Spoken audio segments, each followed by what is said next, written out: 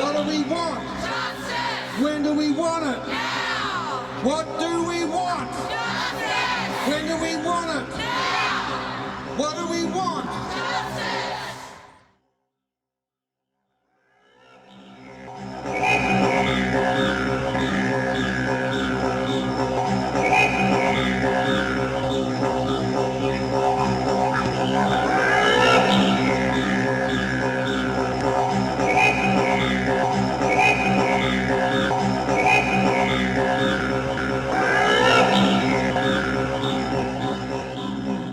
Through this year and last year, there was a royal commission into the institutionalised abuse and neglect of all young people inside church-run institutions right across this country. One of the brothers was from Western Australia here.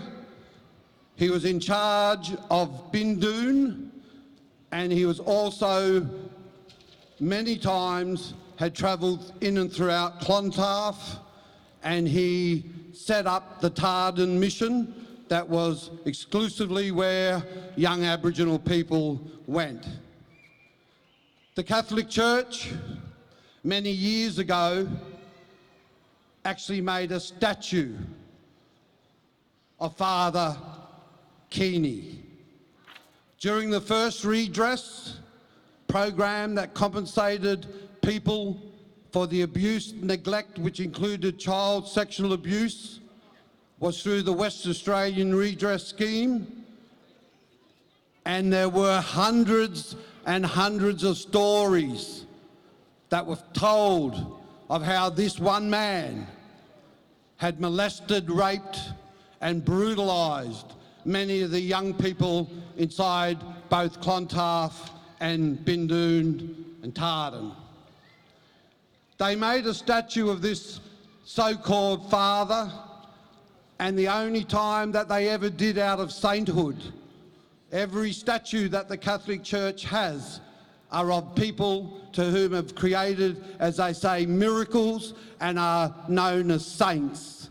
This was a living man in which they made this particular statue of this monster known as Father Keynote, who brutalised so many young people that they had found in the end part of their life were incarcerated throughout the prisons of this country and had taken their lives because they no longer could live with the guilt, the shame that this monster had inflicted on them. And I've had this statue for many, many years at Dumbartung, our cultural centre, our cultural hub, our camp, and I knew that one day we'd be in the right place and time to put him and to bring him back to where he belongs, to the fire of hell.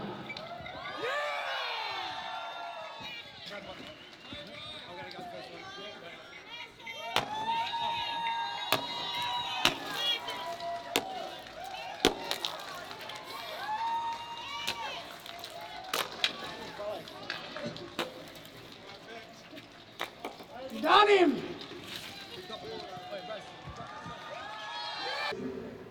Shame!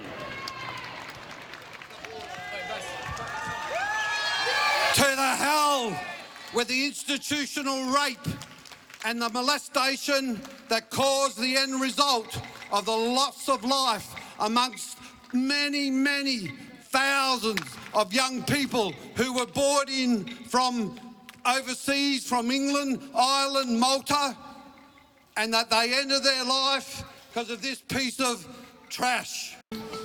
People got opinions, but they don't want to help, so they just put it on the statuses and think of themselves. So I'ma let my heart pour, I'ma tell it how it is. I'ma do it for my people, I'ma do it for my kids. I don't want them going through the same things that I did. I just want the future to be brighter and be a freedom fighter. And all the people to be equal when we light the fire. And sit around black and white, not be divided. United we stand, divided we fall. Until Black Lives Matter, don't you ever say all. 400 deaths in custody and not one conviction. They try to say sorry, but that's just not gonna fix it. The things that he's fixing is this fucked up system. We're jumping up and down, but there's no one there to listen. If no one's gonna listen, then we'll take it to the streets. Yeah.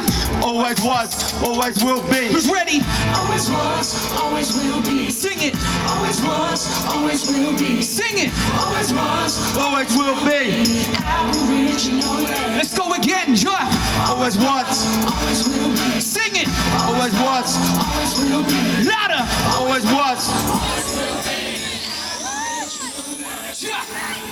We still oppressed to the fullest extent. This is just the most cruelest intent.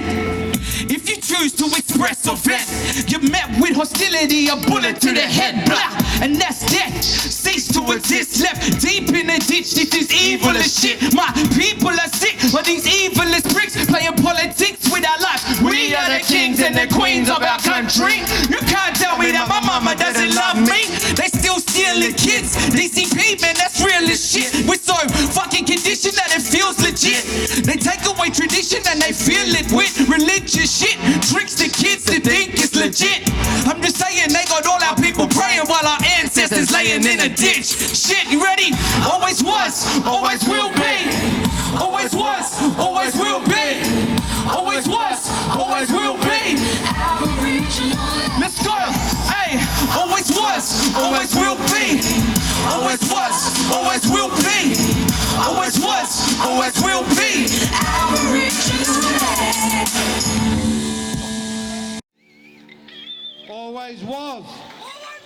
Aboriginal land. Always was. Aboriginal land. From Dumbartung, today we bring a Kylie, a boomerang that is over 350 years old. We brought back from Belgium in Europe. This Kylie was made by an old man in the southwest whilst having wood in one hand and stone in the other. He knew not of the sicknesses and the darkness that was yet to come. He lived by the laws of our land and his ancestral lineage to the Budja since time immemorial. This represents the strength and the connection of our young people and our people today to our ancestral identity as Bibbulmun people. When Charles Fremantle anchored the HMAS Challenger in Bathers Beach and entered onto Bibbulmun land, our people became known as the people of the chains and the people of the shackles. This, what I'm about to hold up, were the actual neck braces that were put around the neck of our men when they were dispossessed from their land and hauled in through the roundhouse out to Wanjamup, now known as Rottnest Island, where it was a concentration camp built by the British Empire. This is the neck brace. The people of the shackles.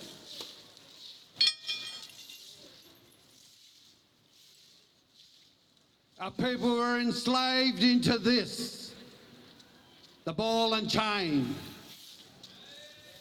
I'm honoured to be here, and I'm humbled to be connected with the understanding of those who are in the pain of darkness, which bonds the strengths with the universe that others may never know of. We understand your loss, for myself and Selena are amongst your shadows, and we are in the same place. Blackness is perfectionist. It is the colour of righteousness, truth and love. It's virtuous. Time is as fickle as it is precious, and we have little time left to fail.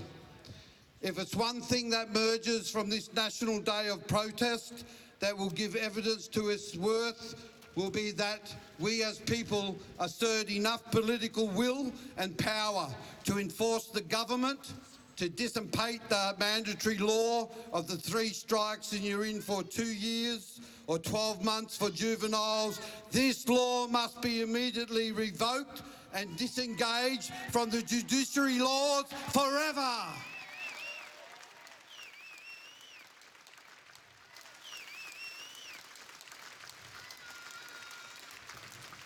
To understand the year that the Royal Commission into Aboriginal Deaths in Custody handed down its recommendations, we must reflect back in our mind to those times, even as young as many of us would have been. It was announced during the times of the Hindmast Bridge Sacred Women's Site in Adelaide, which was a protest in recognition of the sacred sites, along with the Old Swan Brewery, the Mabo High Court decision and the Kayana years that brought thousands of people onto the foreshore of the Derbu Yerrigan to celebrate in their cultural pride. There were massive fringe camps on the edges of East Perth, such as the Bull Paddock, Miller's Cave and the Starlight Hotel. There were segregated bars in hotels, both in the city areas and in the remote townships across this country. The last of the stolen generations were beginning their journeys to link up with their families the best way that they could. I'd like to now ask all of us to centre into our mind in darkness for a 60-second silence for all Indigenous people, Aboriginal people across this country to whom have lost their lives inside of government-run institutions. On the 28th of September, 1983, outside the Vic Hotel in Roban, a young man of 16 years of age was brutally murdered by the Western Australian police force. He had a torn aorta, 3 broken ribs, crushed skull bones, bleeding from the brain. He was dragged and thrown into the back of a police van. The Premier of Western Australia just prior to the murder was Charles Court, followed by Ray O'Connor. The Prime Minister of Australia was Malcolm Fraser, and voted into power that same year was Bob Hawke. This became a state-sanctioned act of violence that led to murder. The 4 police officers were all acquitted from manslaughter charges and were freed to be transferred to other police stations and were promoted to more senior roles and increased salaries. They should have been charged with first-degree murder.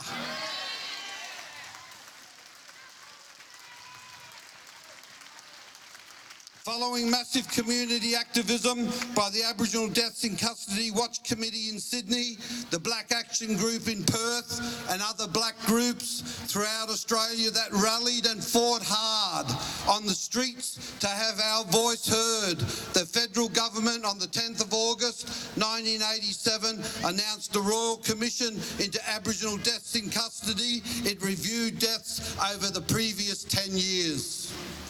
The face of this young Aboriginal boy from Roban became synonymous with the Royal Commission. We all know out of 330 recommendations that were handed down by the Royal Commission that only a few were ever attempted to be implemented. However, Thousands of millions of dollars flowed from the aftermath of this disgrace that was internalised by the institutions of government, especially the Australian state police departments, where in Western Australia massive financial contributions were received to build what was to become the new police academy and the detectives division in Joondalup. Fast expansions, developments into the Warwick, the Cannington and the Central Police Station headquarters. The employment and increase to police staff and the renovations to padded cells. All the funding that was supposed to address and implement the recommendations were extorted by the very system that the Royal Commission was to deliver its findings to. The corruption of the political institutions in this world stench with the lies of deceit, greed, environmental carnage, massacres and the theft of Indigenous land. By means of war, they send their own children out to be killed in the misconception of the political propaganda that they call democracy, of the so-called free world of capitalism, fabricated on the back of materialism and white privilege. You either stand with the oppressor or the oppressed. There is no sweet middle ground of compromise where you can serve the interests of both. For this is where the traitors should be charged under our own jurisdiction of justice and punished for treason and betrayal. For the tongue of the white man that talks about expectations delivers nothing but treachery. Their lies are just made out of dirt.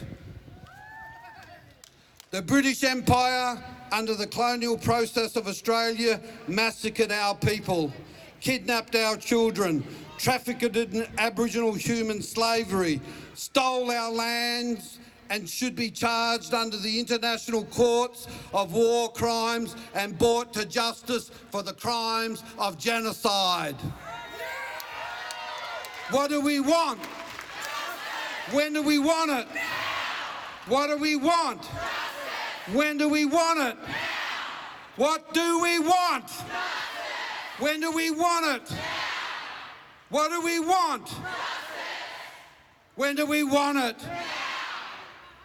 They have shackled and chained our people in this country for over 220 years, enforcing them into concentration camps of war, such as Rottnest Island, through one of the most brutal portals of the British Empire, the first built holding cell in Western Australia, the Roundhouse. Both are now tourist attractions, creating wealth for the same institutions that sanctioned the death of that young boy all those years ago. The same that announced the Royal Commission, which was always going to be structured on the same corruption and deceit of the establishments of the Western world under the announcement of Bob Hawke and Charles Court, two of the most corrupt politicians in the history of the forced occupation of our lands. Aboriginal affairs is a lucrative, dirty little playground where many elite black academics continually attend conferences from one side of the country to the other. They feed off the world's best menus, loaded with travel allowance, flying 37,000 feet above the problem of their people, talking about a community they have little to do with or even understand. They are placed in position of privilege by the government like the black trackers of the past, and they sell our rights off to mining companies to blow up sacred sites and then shake their heads without hesitation and simply to say, well, I didn't know. This remains one of our biggest and our most crucial struggles, to fight against the divisions created by outside influences that turn our brothers, against our sisters. Everything stays down when it's wounded. It's not what we have that makes us different. It is what we have lost that makes us the same. Power to the people! Power to the people. Power to the people. Power to the people. Only 17% of the world's population is Caucasian. With the rising up of massive global movements such as the Black Lives Matter, Black Power Beyond Borders movement, the resurgence of the Black Panthers and others such as the Me Too movement, these groups have asserted the changing of the international narrative that has disempowered the world's majority. As this balance is now challenged, creates the fear expressed by right-wing extremists as an erasing of history and the cultural wars. They fear us greatly. With the truth of history on our side, we hold the weapons that will free our people from the psychological chains and the shackles of the spiritual warfare we have been merged into since the so-called era of enlightenment. Eric Gardner, rest in peace, cried out 11 times before a New York police officer murdered him with a chokehold. We are on the eve of George Floyd's verdict being handed down in the United States. And we know George Floyd also pleaded to the arresting officers, "I can't breathe," before they killed him with a blood choke with a knee across the neck. Imagine for a moment the countless times in our country where our people have been accosted by aggressive, racist, psychotic and mentally deficient police officers who have taken the will of steel and ended the life of our people whose silent gasps for breath were not heard as they lay there dead from police officers in places where their bodies have never been found. This is the Dumbartung's response to the failed Royal Commission. This is our response to the corrupt politicians who announced the Royal Commission. The announcement of the Commission stated that it was to review the underlying social, cultural and legal issues behind the deaths. We believe they knew precisely what these deaths resulted from well before the Commission was even announced. As their great prophet stated, "Forgive them, Father, for they know not what they do." Dumbartung says they know exactly what they do. Our children, our future generation, our little Kulungas, our children are dying in a broken world gone wrong, falling like black rain as they ricochet like falling angels, flying far too close to the ground. As our great underground writer once stated, "Go back, Noongar people, to the values of before. Gain strength from your culture, the spiritual dreaming bore. Seek shelter from the vulture of the colonial oppressor's law, and feel the presence of Yagan's spirit as Noongars unite once more, and may our campfires burn forever."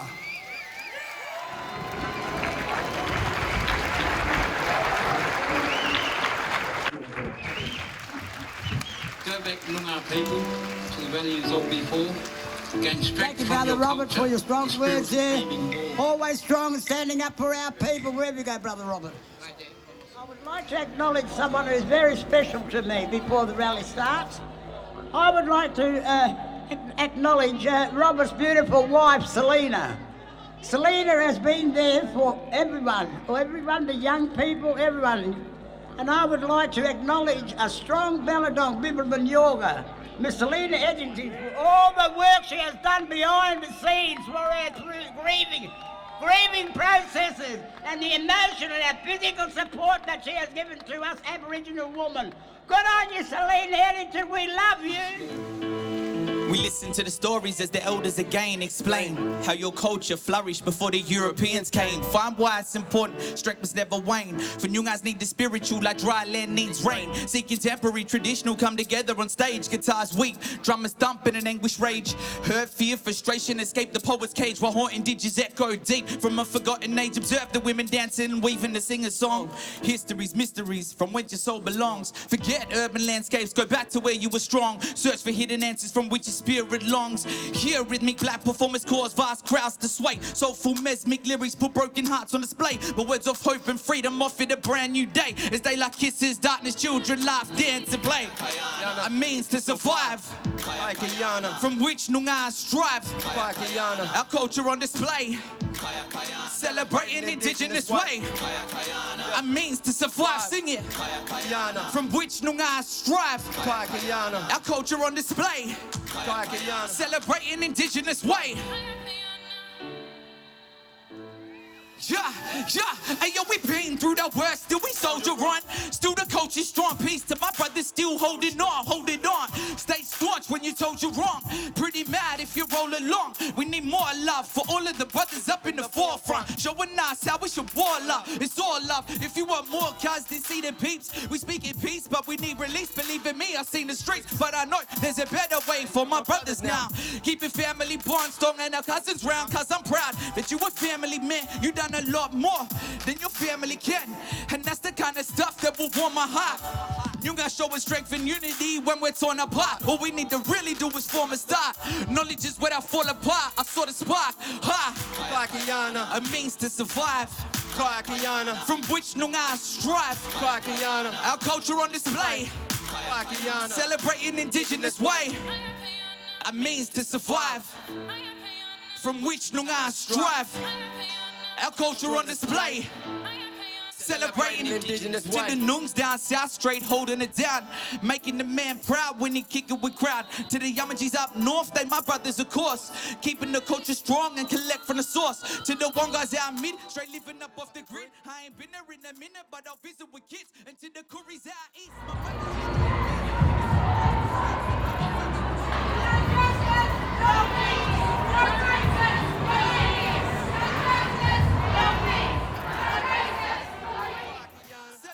indigenous way, a means to survive, from which Noongar strive.